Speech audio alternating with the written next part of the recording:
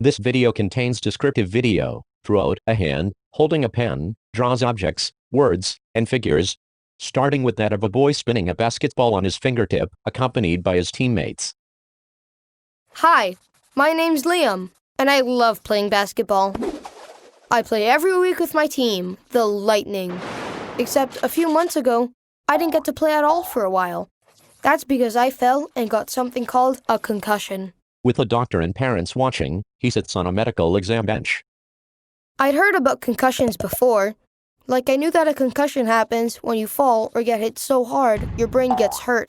Brain bounces around in the head. I also knew you don't have to hit your head to get one. Once, my cousin got a concussion when someone ran into him playing football. I got hurt once too. He stands with crutches, his ankle bandaged. They did an x-ray because they thought I broke my ankle, but it was just a sprain. Having a concussion was really different though. I didn't have a bruise or anything, but it was still really serious, and there were some special things I had to do to get better. Everyone can do things to protect their brain. Make sure you wear the right gear for your sport, that it's in good shape, and that it fits you right. A brain floats within a protective bubble. Around it, kids in helmets and protective gear play hockey and lacrosse, bike, and skateboard. You also need to follow all the rules.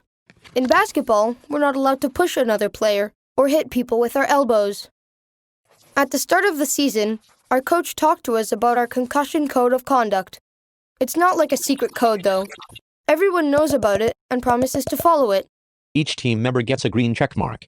It means doing the right things, like respecting each other and letting an adult know if someone gets hurt. A team member beckons to the coach, pointing to his hurt teammate. When I tripped and hit my head on the floor, I got up and wanted to keep playing. But my coach said that even if I felt okay, I had to come off the court. I agreed to our code. Text on screen, concussion code of conduct. So I knew that I should talk to a grown-up like my coach or ref or parent if I got hurt. You need to get help because if you keep playing when you're injured, A bandaged brain blinks and chatters its teeth. you might make things worse. So even though I really wanted to keep playing, I told my coach my head was hurting. There are lots of different ways you might feel or act if you hurt your brain and get a concussion. A sore bandaged brain, looking very sad. That's because the brain controls a lot of things, like thinking, remembering, and moving. The ways a concussion affects you are called symptoms. My coach asked me if I felt other things besides my headache, like if I felt dizzy or sick to my stomach. She also asked if the light seemed really bright or if something sounded louder than usual. A coach's whistle shrieks.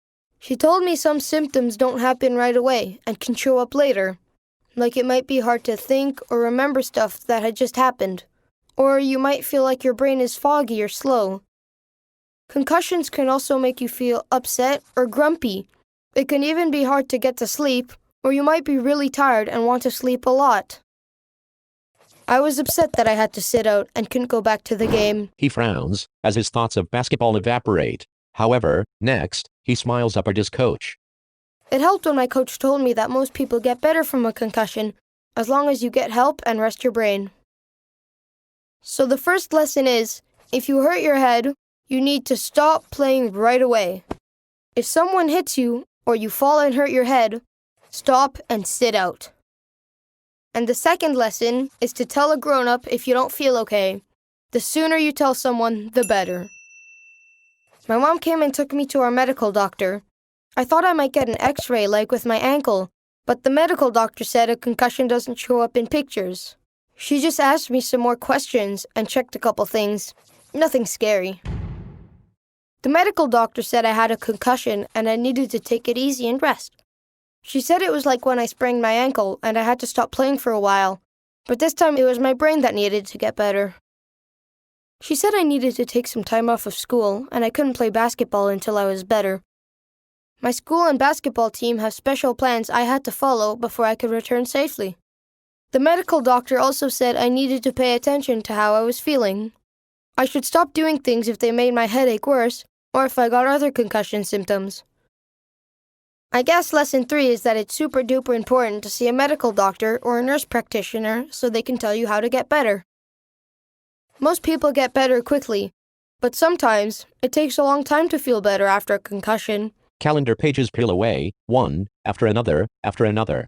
Some people might have headaches or problems remembering things, or just don't feel right for a long time. It sounds weird, but it was hard to stay home from school.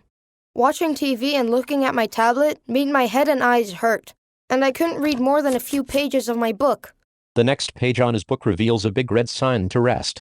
Sometimes I felt okay in the morning, but when I did a lot of stuff in a row, I felt worse again. The hands on a clock face spin from 9 in the morning around to 4 in the afternoon. The fourth lesson is to take it slow and take lots of breaks. Everyone's concussion is different, and everyone gets better in a different way. Different-looking brains all end up with the same smile.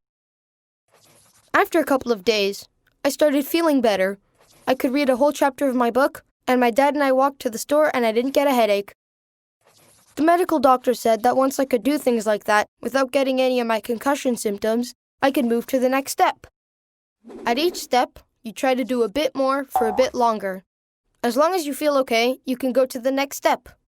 The next step for me was being allowed to shoot some hoops in our yard for 15 minutes. I was kind of nervous when they let me practice with my team again, but everyone knew I was recovering from my concussion, so they were extra careful not to make contact with me. Not even a little bit. My teammates asked how I was doing, and they said they'd missed me. One even asked what it felt like to have a concussion, and I got to tell them about the lessons I learned, just like I'm telling you.